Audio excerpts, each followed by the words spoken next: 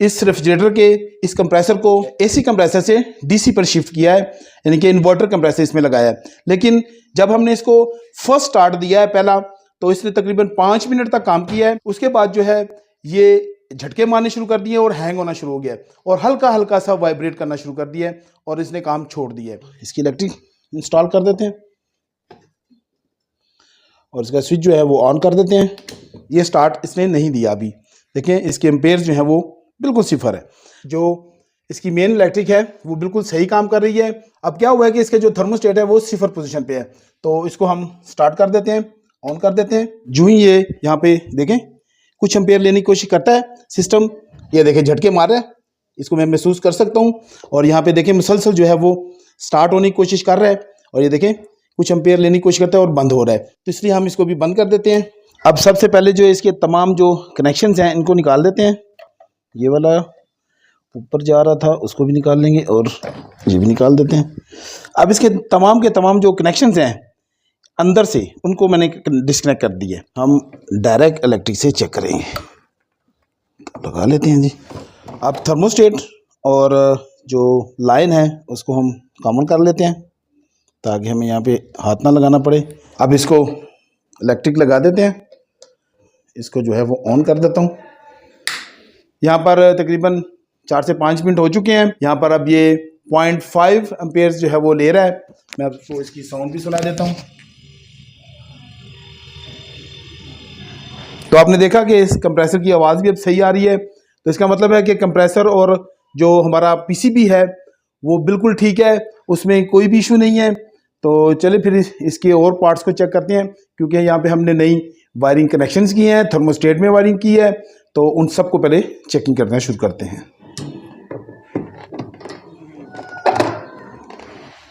अब सबसे पहले जो है वो इन रिलेज के जो है वो कनेक्शंस को चेक कर लेते हैं कि कहीं हमने कोई मिस्टेक तो नहीं की लगाते हुए। आप देखें ये 1 नंबर रिले है और ये 2 नंबर रिले है।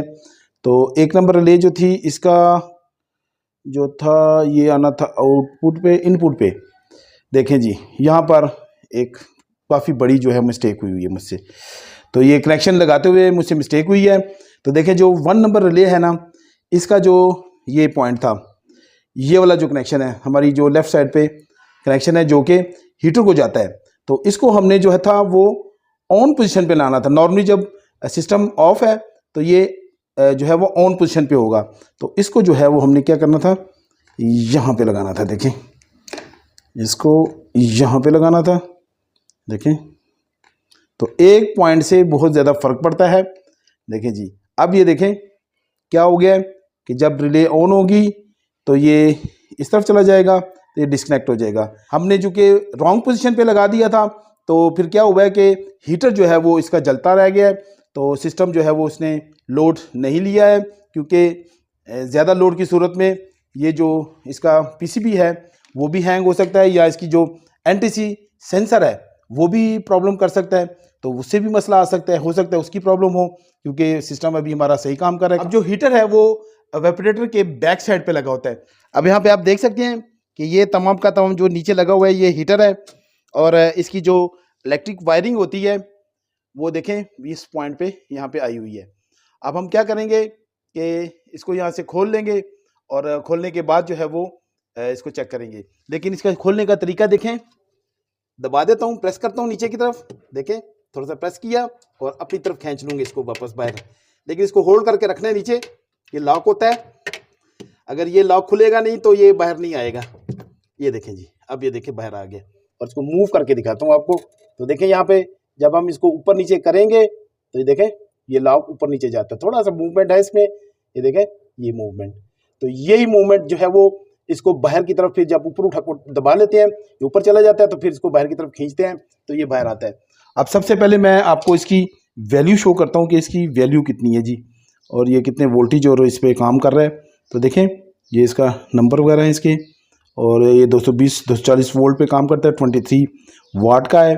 तो ये बहुत स्लोली जो है वो हीटअप होता है, जिसकी वजह से फिर क्या होता है कि जो वेपरेटर है इसकी आइस जो है वो स्लोली मेल्ट होती है। फिर दोबारा से जो थर्मोस्टेट होता है तो वो कंप्रेसर को ऑन और ऑफ करता है जब वो हीट को सेंस कर लेता है।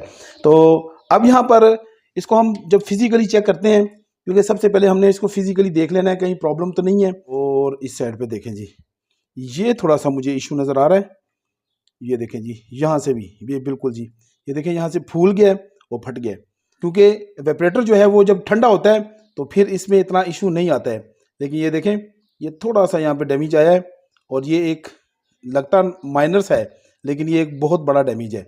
और ये क्या होगा कि जब पानी आएगा इस पर, क्योंकि एवेपोरेटर पे पानी आएगा तो ये फिर शॉर्ट सर्किट और ज़्यादा करेगा। अभी तो ये खुश्क था तो इसलिए ऐसा हुआ है, अगर ये खुश्क ना होता तो फिर इसने इस तरह की प्रॉब्लम नहीं करनी थी। देखें ये पॉइंट भी मुझे थोड़ा सा जला हुआ और कुछ प्रॉब्लम शुदा लगता है, लेकिन शायद हो भी सकता है और नहीं भी।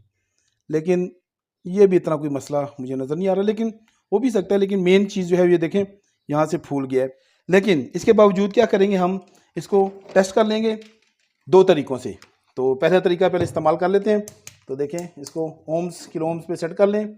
आपका मीटर जो है ऑटोमेटिक है तो ठीक है, वरना तो ओम्स पे सेट कर लें इसको और इसको चेक कर लेते हैं। तो ये कितनी वैल्यू देता है देख लेते हैं जी।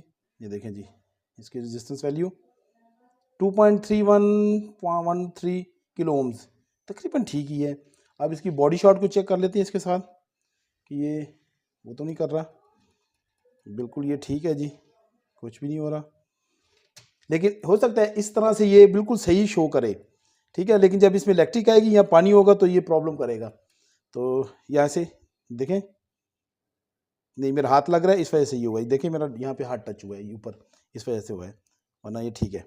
अच्छा, फिलहाल ये सही शो कर रहा है। मल्टीमीटर के साथ इसमें ऐसा कोई भी इशू नहीं है। अब इसको हम जो है वो मैगर से चेक कर लेंगे। तो इसके लिए 500 वोल्ट जो है वो सेट कर लेंगे। 500 वोल्ट इसको देंगे डीसी और चेक करते हैं कि क्या इसमें कोई शॉर्ट सर्किट है कि नहीं है। तो ये हमें ज़्यादा कंफर्म तरीके से बताएगा। और इसको मैं कर लेता हूँ ऑन। तो ये इसने, ये देखें जी, यहाँ पे मैं आपको दिखा देता हूँ। तो ये देखें, ये नहीं शो कर रहा है कुछ भी। देखिए आती है और चली जाती है, लेकिन वो गीगा ओम्स में दिखा रहा है, तो इसका मतलब है कि कोई प्रॉब्लम नहीं।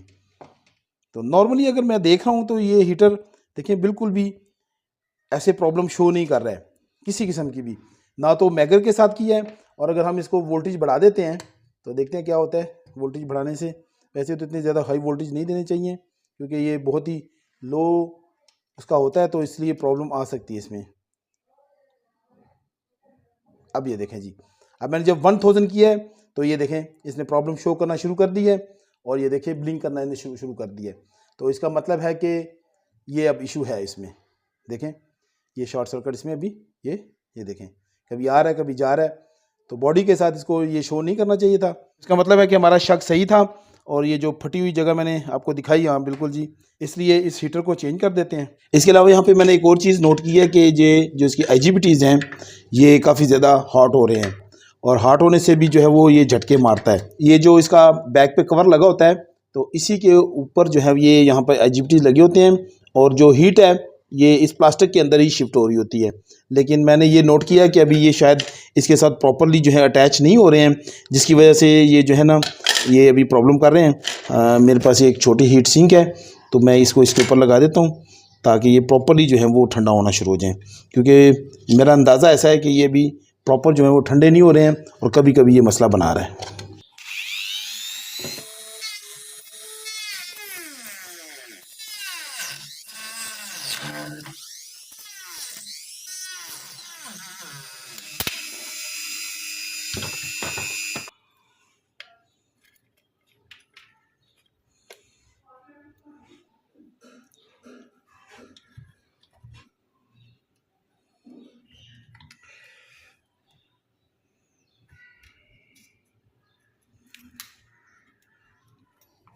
अब यहाँ पर देखें मैंने काफ़ी मेहनत की है और ये पीस जो है वो मुझसे काफ़ी ज़्यादा ख़राब हुए हैं। देखें काफ़ी शेप मैंने बनाई लेकिन परफेक्ट नहीं थी, तो इसलिए फिर मैं उनको दोबारा बनाता गया। ये देखें इस वक्त ये शेप जो मैंने इसको क्रिएट किया है। अब हीट सिंक जो है वो देखें बिल्कुल लूज़ है। इस तरफ से ऐसे, ये सेंटर में, और दूसरी तरफ से ये देखें जी ऐसे, और फिर इसको जो है ना थोड़ा सा जोर से जाएगा और ये देखें जी। अब देखें जी बिल्कुल जी परफेक्टली जो है वो बैठ गया है, कोई मूवमेंट भी नहीं है, बेहतरीन। तो अब हम इसको दोबारा खोल लेते हैं, इसको खोल के अब इसके ऊपर हम पेस्ट लगा लेंगे, थोड़ी हल्की हल्की सी कर देंगे सिर्फ इसको, ताकि जो है ना हीट जो इस तरफ ट्रांसफ़र सही से हो सके। अब इसको इसके ऊपर लगा लेते हैं। देखें मैं जब लगाता हूँ तो ये क्या पोजीशन बनती है, तो देखें कुछ इस तरह से पोजीशन बनती है। इसके ऊपर लगा देता हूँ, लगाने के बाद इसको थोड़ा सा टाइट कर लेंगे,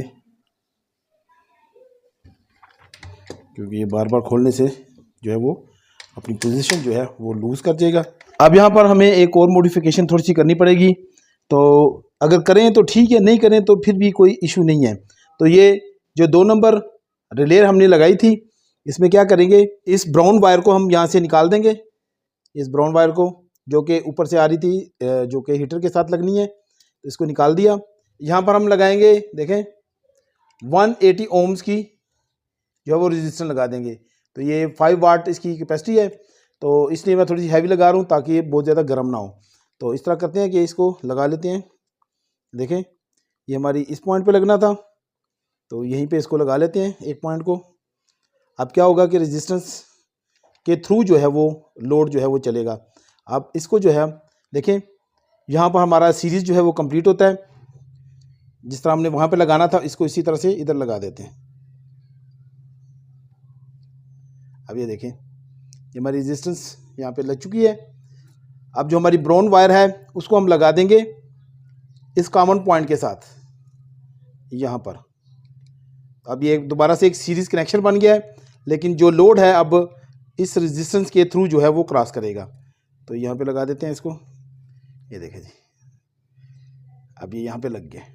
अब यहाँ पे ये इसके जो कनेक्शंस वगैरह हैं सब कुछ रेडी हो चुका है, और ये इसका पीसीबी मॉडिफिकेशन की वो भी सब कुछ कंप्लीट है।